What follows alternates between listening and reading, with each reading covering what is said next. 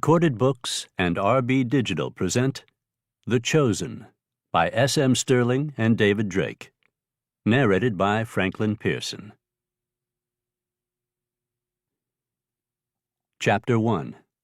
Visager, 1221 AF, after the fall. 305 YO, year of the oath. Commodore Maurice Farr lifted the uniform cap from his head and wiped at the sweat on his forehead with a handkerchief. He was standing on the liner docks on the north shore of oath-taking, superb C-shaped harbor. Behind him were the broad, quiet streets of Old Town, running out from Monument Square behind his back. There the bronze figures of the founders stood, raised weapons in their hands, the cutlasses and flintlocks common 3 centuries ago. The Empire-Alliance War had ended an overwhelming imperial victory.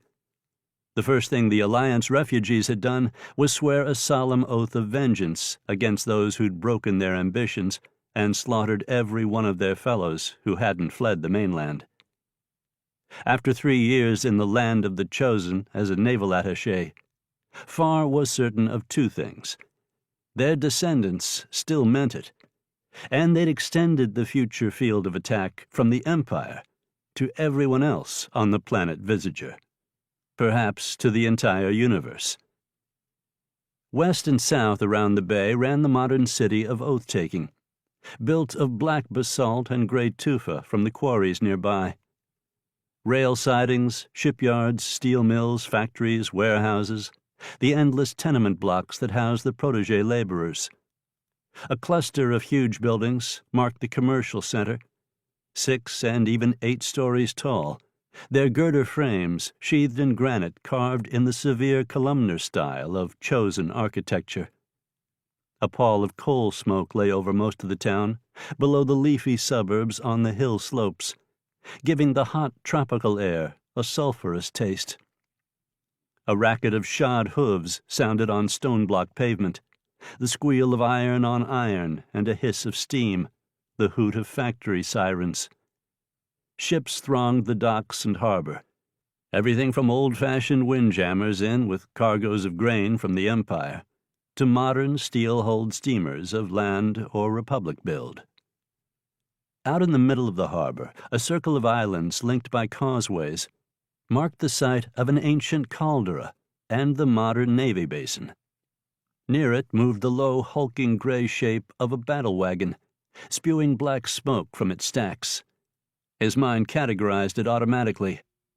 It's Der Herzog Gruken, name ship of her class, launched last year.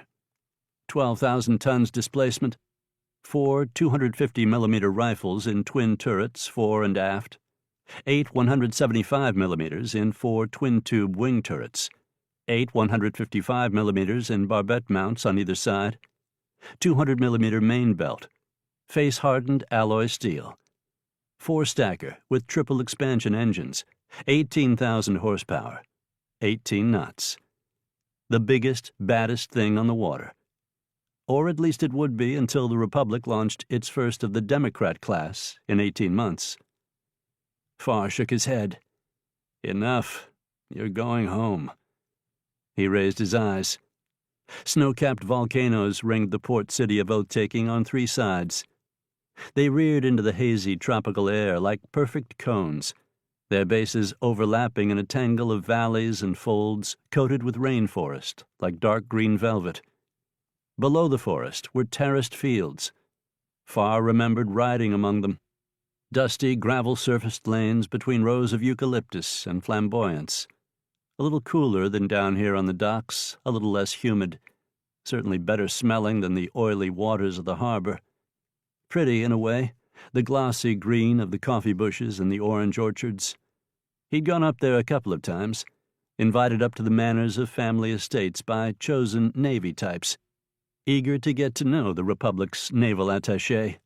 To keep listening to this audiobook, I've left you a link in the description so you can do it, at no cost thanks to Audible's 30-day free trial.